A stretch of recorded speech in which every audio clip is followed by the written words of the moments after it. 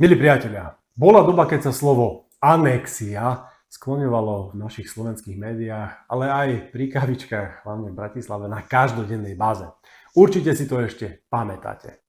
No a dnes by som sa práve kvôli tomuto slovičku rád s vami spoločne vrátil pred druhé kolo prezidentských volieb, pretože v kampani na prezidenta veľakrát v diskusiách bolo hovorené o tom, ktorý z kandidátov je za a ktorý proti zachovaniu práva veta Slovenska v Európskej únii. Toho posledného stebielka nádeje k zachovaniu našej zvrchovanosti a suverenity rozhodovať o sebe samých, našej prítomnosti a budúcnosti našich detí, v budúcich generáciách.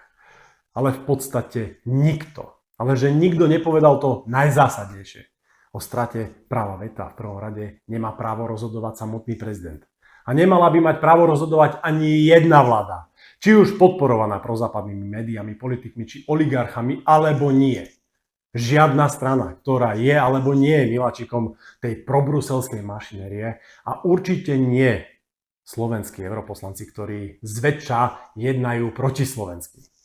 Právo veta Slovákov ako garancia suverenity v Európskej únii a jeho prípadná strata či zachovanie by sa mala riešiť tu, doma, záväzným referendum.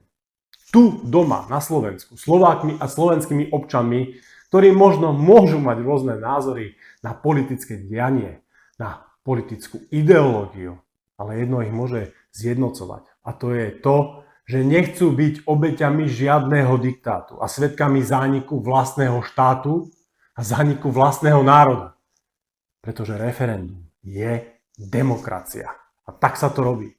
Samozrejme, na referende, ktorého účasť bola skoro 100% v autonómnej republike Krym, ktorá bola len pod správou Ukrajiny, môžeme vidieť, ako by sa taká von der Leyen a Brusel či ten kolektívny západ stavali k takému referendu tu doma na Slovensku. Samozrejme za výdatnej asistencie Šimečku, Hojsika a Nicholsonovej a im podobným. To by bol veľký zážitok. Referendum, s účasťou, o ktorej oni len môžu snívať, bol podľa nich anexiou. A násilné zrušenie práva veta v Európskej únii, a teda strata zvrchovanosti, suverenity celých národov, celých štátov, ktoré sú národné, kúpenými, vydierateľnými, skorumpovanými zradcami vlastných národov, je podľa nich vraj integrácia. Integrácia. Tak takúto integráciu treba zvrátiť a zastaviť. A toto je moja hlavná motivácia. Zachovanie nielen suverenity národa, ale aj zachovanie národa ako takého. A pokiaľ dostanem vašu podporu a dôveru, váš hlas, tak spoločne to dokážeme a celému svetu, ako aj Európskej únii, ukážeme, že my, Slováci, sa ich nezlakneme a môžeme povstať a ísť dopredu. Preto voľte svojim srdcom aj rozumom.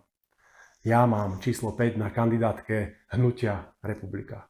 Voľte takých, ktorí nemenia svoje názory a ktorí sa nenechajú ovplyvňovať žiadnou silou, či už zo západu, z východu, z juhu alebo severu. Voľte tých, ktorí sú konzistentní, uveriteľní a ktorí sú hlavne proslovenskí.